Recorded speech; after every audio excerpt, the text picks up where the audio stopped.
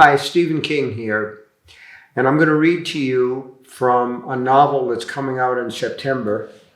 It's called Holly, and it's about Holly Gibney. I've written, I think, 6 times about Holly and her friends, Barbara and Jerome Robinson, and I'm always interested to come back to them and see what they're doing, Holly in particular, but in this case, I want to read to you about Barbara Robinson, who's discovered that she's not only enjoys writing poetry, but that she's very, very good at it. In fact, she's so good that she's been shortlisted for something called the Penley Prize, which is a big poetry prize. Comes with a gift for the winner of $25,000, and you get the book published. The only fly in the ointment for Barbara is that she has to write an essay about what poetry means to her or what her poetry is about, and she doesn't seem to have any good ideas for that essay. So she's struggling with it, and that's what I want to read.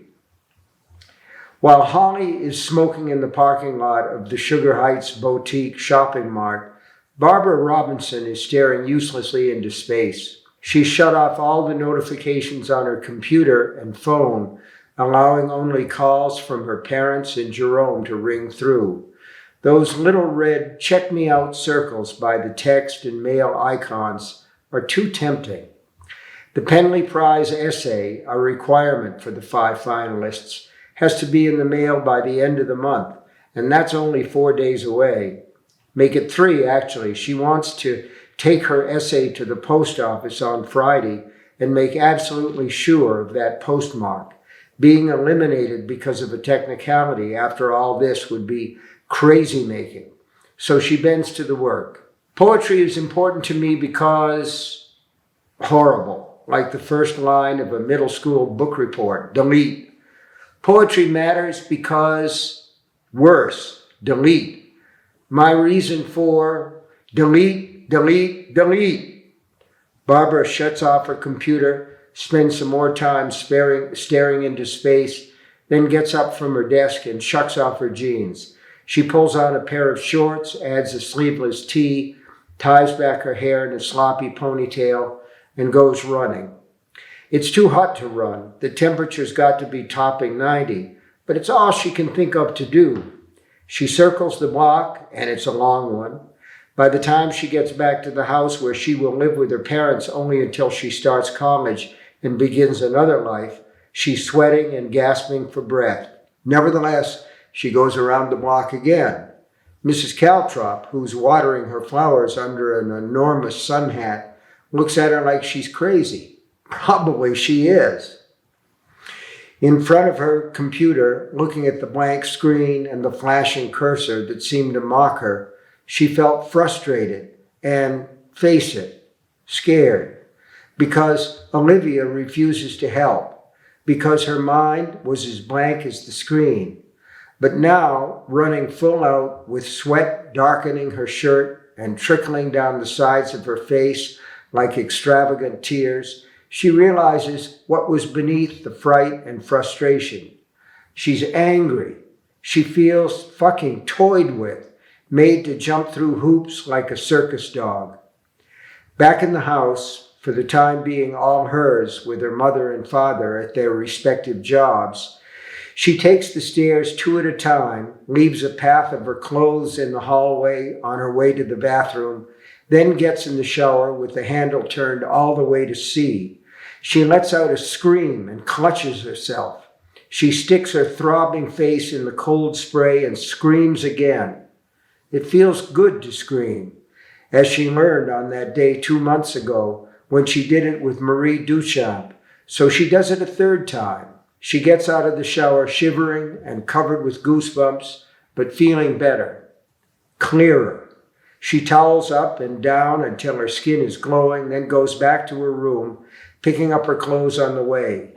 She tosses them on the bed, goes naked to her computer, reaches for the button that turns it on, and thinks, no, wrong. She grabs one of her school notebooks from the shelf beside her desk, flips past scribbled notes on Henry VII and the War of the Roses, and comes to a blank page. She tears it out almost carelessly, not ignoring the frayed edge, but glad of it. She's thinking of something Olivia said to her one morning in one of their meetings.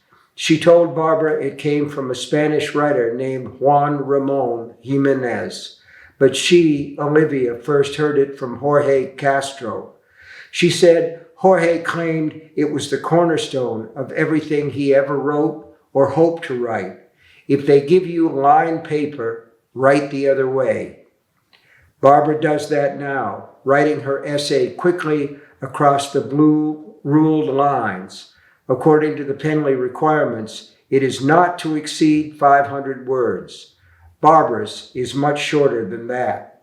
And it turns out Olivia is here to help her after all, with something else she said on one of those morning meetings that have changed her life, maybe more than college ever will. I write poetry because without it, I am a dead engine. She pauses only for a moment, then adds that I should be asked to write an essay about my poetry after sending so much of it to you is idiotic. My poetry is my essay. She folds the ragged-edged sheet twice and stuffs it into an envelope that's already stamped and addressed. She throws on some clothes, runs down the stairs, and goes out the door, leaving it open. She sprints down the block, probably ruining her cold shower with fresh sweat. She doesn't care. She needs to do this before she can change her mind. Doing that would be wrong, because what she has written is right. There's a mailbox on the corner. She drops the envelope inside, then bends over, grasping her knees and breathing hard. I don't care if I win or lose. I don't care. I don't care. She may regret what she wrote later, but not now. Standing at the mailbox, bent over with her wet hair hanging in her face, she knows it's the truth. The work matters, nothing else. Not prizes, not being published, not being famous. Only the work.